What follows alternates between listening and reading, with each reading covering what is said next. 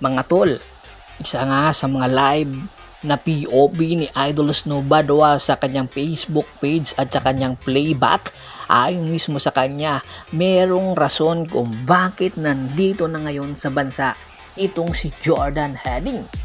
Pag-amin mismo ni Coach ni Idol Snow Badwa na itong si Jordan Heading, dalawa lang ang magiging destinasyon neto.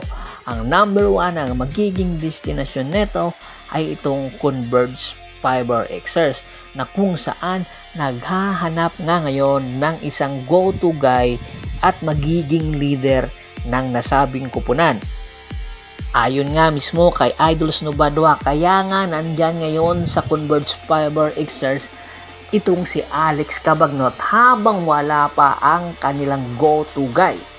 At ayon nga kay Idol Snow Badwa, isang malaking posibilidad ng mangyayari ay ang isang blockbuster trade, dahil itong si Jordan Heading, pagmamay-ari pa rin ito or mayroon pa rin rights neto ang Terra Firma Jeep, na kung saan number 1 farm team ng San Miguel Corporation, especially sa tatlong kupunan ng San Miguel, which is ang Magnolia, Barangay Ginebra, San Miguel at ng San Miguel Vermen. Kaya naman daw, hindi pa daw gumagawa ng aksyon ang San Miguel ngayon dahil meron na pala itong gentleman agreement sa kampo ng Converge Fiber Xers. Dahil nga busy pa ngayon ang mga bossing ng San Miguel Corporation or ang kanilang sports director na si Al Francis Chua sa finals between Tropang Giga at ng Barangay Ginebra. Ayon nga kay Idol Snow Badwa, pagkatapos daw ng nasabing serye, dito na makikita ang magiging galawan ng San Miguel or ng Barangay Ginebra at kay Jordan Heading. Bali, gagamitin daw ni Boss Al Francis Chua at ng Terra Firma Jeep bilang trade asset itong si Jordan Heading. Hindi pa nga ito inamin ni Jordan Heading nang interviewin ito ng mga media. Ayaw niyang maunsyami ang nagaganap na trade negotiation between San Miguel Corporation at ng Converge Fiber Xers. At ayon din mismo sa isang ulat na dumating na rin ang import ng Converge Fiber Xers na si Check Dilio. Isa itong big man na isang defender.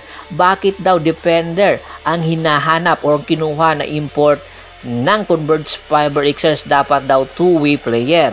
Pero dahil nga sa pagdating ni Justin Baltasar at ni Jordan Heading sa Converge Fiber Xers, kaya ito kinuha ni Converge Management or Governor Pineda, dahil nga ang koneksyon neto ay itong si Troy Rosario. Dahil hindi na nga sikreto sa nakakarami na ang Converge ay interesado din kay Troy Rosario, pero ang nasabing pagkaka-interest pala ng Converge Fiber Xers kay Troy Rosario ay mayroon palang plano. Ang number 1 na plan, kung hindi daw makuha ng Converge Fiber Xers itong si Jordan Heading sa Terra Firma Jeep, ay itong si Troy Rosario ang kanilang kukunin. Ang naging sitwasyon daw ngayon ay inopera ni Converge Fiber Xers itong si Troy Rosario ng 1.2 milyon. Pero ayon din sa kampo ng San Miguel Vermen, hintayin nyo muna matapos ang serye saka natin ipagpatuloy. Kaya naman hindi pa daw pumipirma itong si Troy Rosario. Alam naman natin na ang hinahanap na offer ni Troy Rosario yung long term, which is 5 years contract, at malaki ang i-offer, which is ang tanging makakabigay lang ay ang Converge at ang SMC team. Pero ang nangyayari daw, ang ayon kay mismo kay Idol Snow Badwa, ay baka daw malaking posibilidad na pumirma na itong si Troy Rosario sa Converge. Hindi lang pinapaalam pa dahil nga meron silang negotiation na itong si Troy Rosario ititrade doon sa Terra Firma Jeep para kay Jordan Heading. At itong si Troy Rosario at ang Terra Firma Jeep, ititrade naman papunta sa Barangay Ginebra, San Miguel. Isa lang ito sa mga senaryo na maglaki ang posibilidad kung bakit hindi pa natin ngayon na dideklara ni Troy Rosario ang kanyang destinasyon. Alam natin na marami ang interesadong kupunan, especially ang number 1 na kupunan na interesado ang Converge at ang Barangay Ginebra San Miguel. Kaya inaabangan na ngayong susunod na linggo ang mangyayari pagkatapos ng serye ng Barangay Ginebra San Miguel at kung matutuloy ba itong si Jordan Heading sa Converge at itong si Troy Rosario sa Barangay Ginebra. Ano sa tingin nyo? Patas ba ang nasabing negotiation na nagaganap ngayon? Sakto ba ang mangyayaring gentleman agreement between Converge at ng San Miguel Bearmen?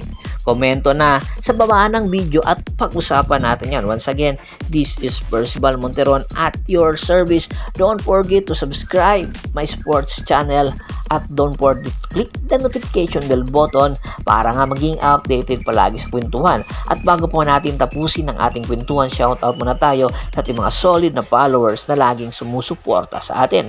Kay Kagawad at sa kinudukusin ng Hagonoy, Bulacan, Anthony Laquialon at sa Laquialon family, Adrian Dulay at sa Dulay family, Malyari Mascareñas at sa Mascareñas family, Ronald Bersubidad, Jan David Golapa, Scott Ranger, Ricky Lanza ng Ricky Rider TV ng Tansa, Cavite, Michael Pangilinan, Telemart Pangilinan at Ryan Pangilinan ng Apalit, Pampanga. Marami pong salamat sa walang sawa niyong pagsuporta. Pakibisita na rin po ng Facebook fanpage ko na Boss Tor at Boss Idol para maging updated kayo sa lahat ng sports happenings. Hanggang sa muling kwentuhan, maraming salamat po.